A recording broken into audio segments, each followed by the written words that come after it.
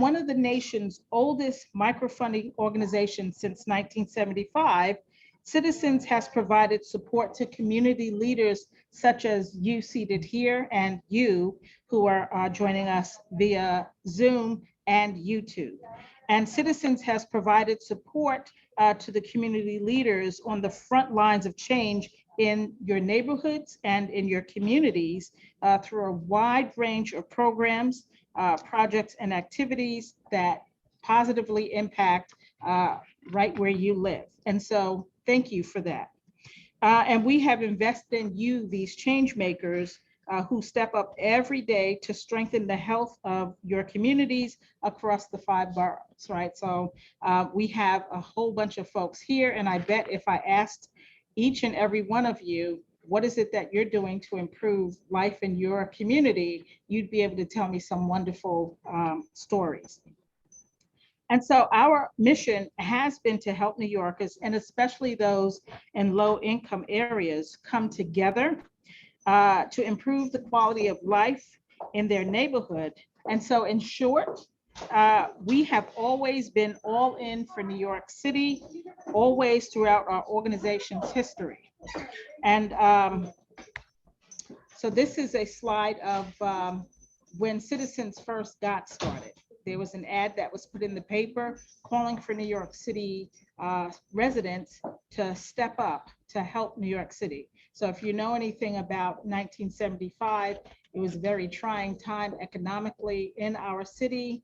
And the federal government had essentially turned its back on the city, told it to drop debt. And so as New Yorkers, they did back in 75, similar to the way we do today, is we roll up our sleeves, we come together, and we make a difference.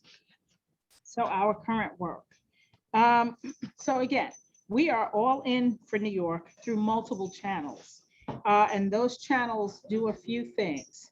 They deepen community awareness of the work that you're doing and the projects that you're engaging in. The channels help to enhance leadership development within the neighborhoods, right? So for one thing, there have been grant winners that Citizens has granted that have gone on to elected office, or who have gone on to leadership roles in New York City agencies. So you start small and you think big and you go far, right? There's an African proverb that says, if you want to go fast, how do you go? Alone. You go alone. But if you want to go far, how do you go? You go together. And that's what we have always done here at Citizens.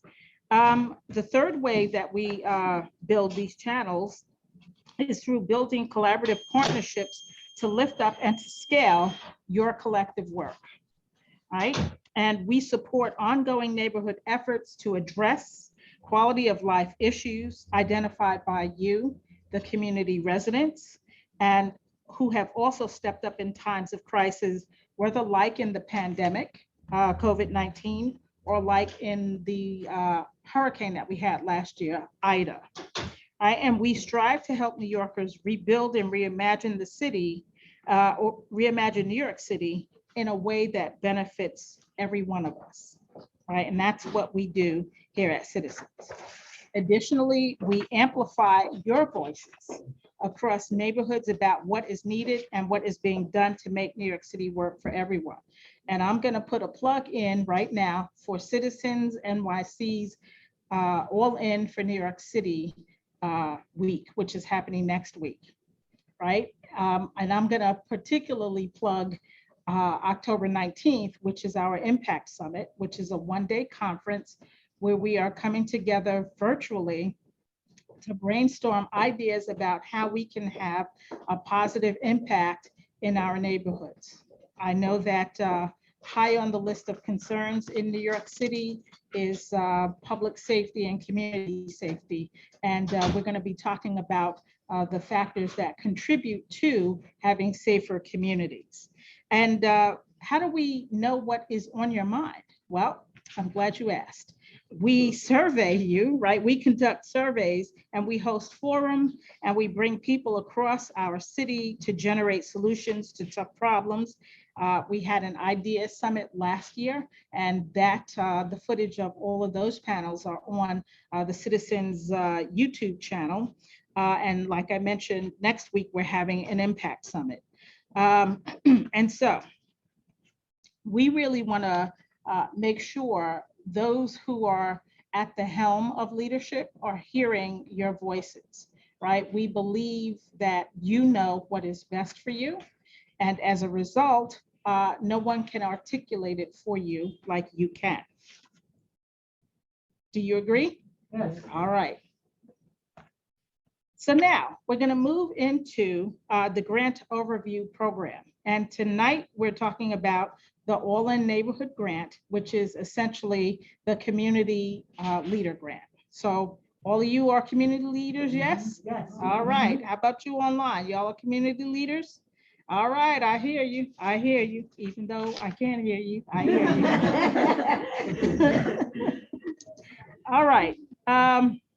So Citizens awards micro grants to everyday New Yorkers such as yourselves, and those grants are used to help improve the quality of life in your neighborhoods through our annual grant cycle.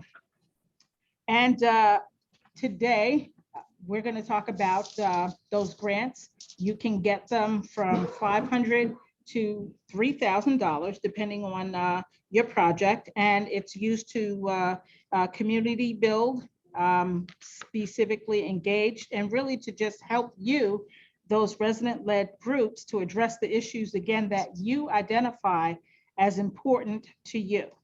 And so we're focusing on supporting the projects that brings residents together, right? So we just talked about that African proverb about if we want to go far, we go together. And so in terms of the project that you envision, it should be a project of 2, at least 3 people, right? How is the project that you are envisioning going to engage community, right? And so that's what we're really interested in knowing. And so those grassroots leaders, especially in the low-income communities, know and have what it takes to roll up their sleeves and to make change to boost civic engagement, neighborhood wealth, and community health. And so here is the eligibility criteria. How do you know if you are eligible to apply for one of these micro grants? Well, right here are the eligibility criteria. If you are a resident-led group that has a budget of $150,000 or less, public schools are exempt from that, you are eligible. You must implement your project in one of the 5 boroughs. You don't have to implement them all across New York City. One borough will do. And, you know, if you're a small group or a cohort, you know, right in your neighborhood, right on your block is a good place to start. You have to demonstrate the element of community engagement, right? How is it that you're going to get the rest of the folks in your block, in your community, in your district, in, you know, I'm just going up in the increments, to get engaged and get behind and help you carry out and implement the project. Projects of individuals are not eligible. So if you have a brilliant idea, that's awesome. But then take that brilliant idea and rally your crew to help you brainstorm about how you're going to do it, what you're going to do, when you're going to do it, how much it might cost you to do it, right? So, and then non-religious initiatives, well, religious initiatives are not funded, right? Citizens is nonpartisan, and so your project, if it's religious in nature, it won't be funded, it's not eligible. And neither are fraternal or partisans or partisan organizations.